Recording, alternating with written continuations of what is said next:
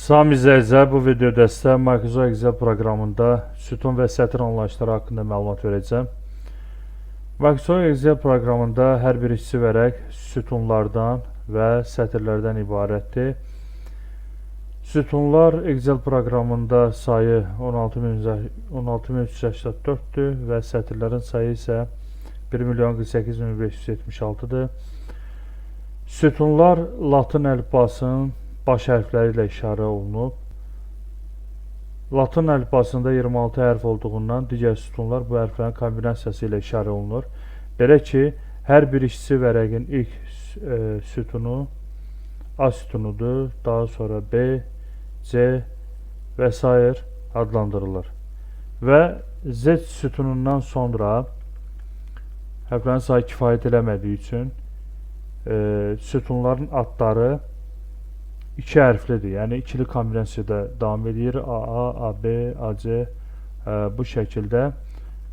AZ sütunundan sonra daha sonra keçir BA, BB, BC bu formada adlanmağa davam edir və daha sonra ZZ sütunundan sonra sütunların adları üç hərfli olur, yəni üçlü kombinasiya şəklində ifadə olunur. AA, AB, AAC, AAD, AAY və s. və ən sonuncu sütunun adı XFD sütunudur. Sətirlər isə ərəb rəqəmləri ilə işarələnmişdir və burada qeyd etdik ki 1.048.576 dənə sətir var, gördüyünüz kimi. Burada bəzi qeydləri nəzərinizə çatdırmaq istəyirəm. Microsoft Excel proqramında əgər iş vərəqi boşdursa, sonuncu sütuna keçid etmək istəyirsinizsə, klaviaturadan Ctrl və sağ ox düymələrini icra edəcəksiniz. Deməli, Ctrl, sağ ox düyməsini birgə icra eləsə, gördüyünüz kimi sonuncu sütuna keçid edəcəkdir. Əgər birinci sütuna keçid etmək istəyirsinizsə, klaviaturadan Ctrl, sol ox düymələr kombinasiyasını icra eləməlisiniz. Həmçinin sonuncu sətrə getmək istəyirsinizsə, Ctrl aşağı ox düyməsini icra edirsiniz, gördüyünüz kimi. Və ən birinci sətrə keçid eləmək üçün Ctrl yuxarı ox düymələr kombinasiyasını icra etmək lazımdır.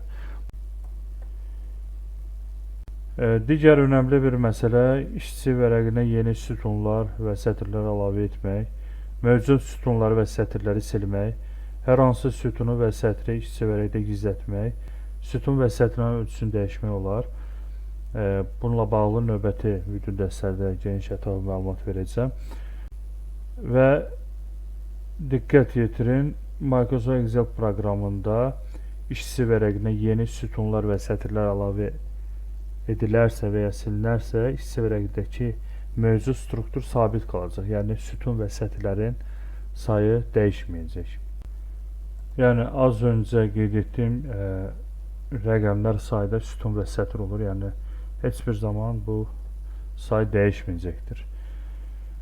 Eyni zamanda qısa yolları da görürsünüz, yəni haqqında danışım qısa yolları da görürsünüz.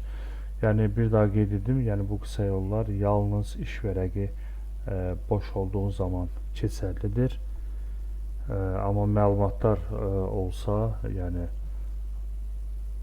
sütun və sətr üzrə artıq işin şəkli dəyişir. Yəni bu barədə növbəti video dərslərdə məlumat verəcəm. Videonu bəyəndinizsə like etməyi və kanala abunə olmağı unutmayın. Dostlarınızla paylaşın ki, onlar da bizə video dərslərdən fayda bilsinlər. Hələlik sağ olun.